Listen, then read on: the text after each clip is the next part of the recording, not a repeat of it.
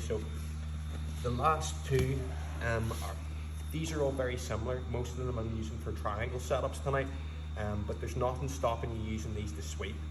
Anytime that I have one of his arms under my control, I know that I can sweep him that way as well.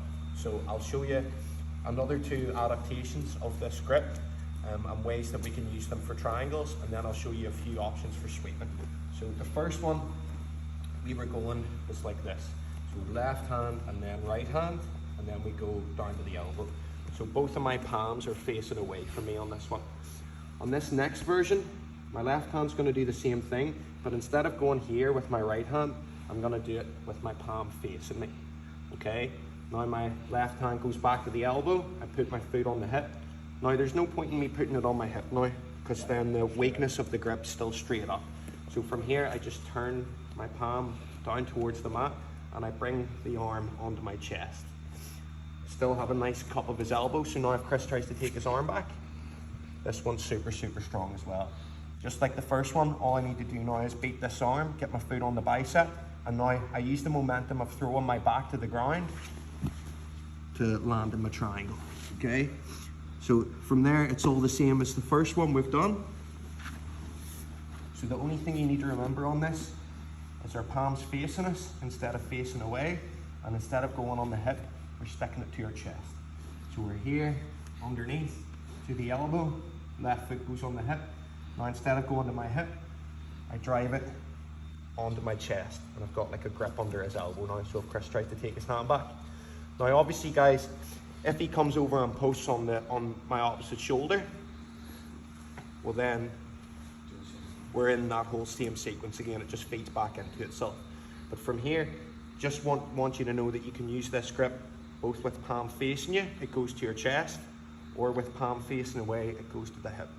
From there, it's pretty much all the same, okay?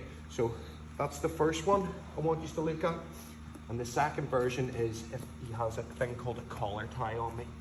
This is really dangerous for multiple reasons. Like if he starts snapping my head into guillotines, I can get choked, I can get my guard passed. So as soon as I feel him slap this on, I come under his elbow with the same side hand, and I take my second arm and I just drape it into the crease of his elbow. Now, once I put my weight on this, take your arm back, his arm's mine. So then I just put my foot on the hip, there's a triangle, okay?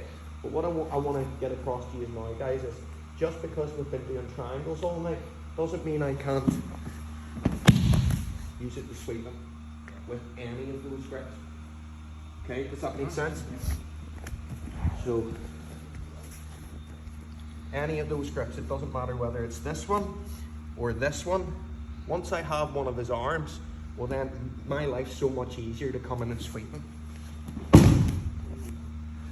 You know what I mean? Yeah. So although tonight we're focused really heavily on triangles, I want you to see the 2-on-1, it opens up a lot of possibilities, not just triangles and arm locks. Does that make sense? Yeah? So I'll show you those last two one more time. So here, instead of going this way like we've been doing, our palm faces us and we stick it to our chest. From there, all our triangles are all the same as we've been doing. And then the only other one I want you to try is when he has the collar tie. Same side hand just cups under the elbow, and we just lean our weight onto the crease of his elbow. Here. Cool? Mm-hmm. Yeah. Let me know if you see stuff.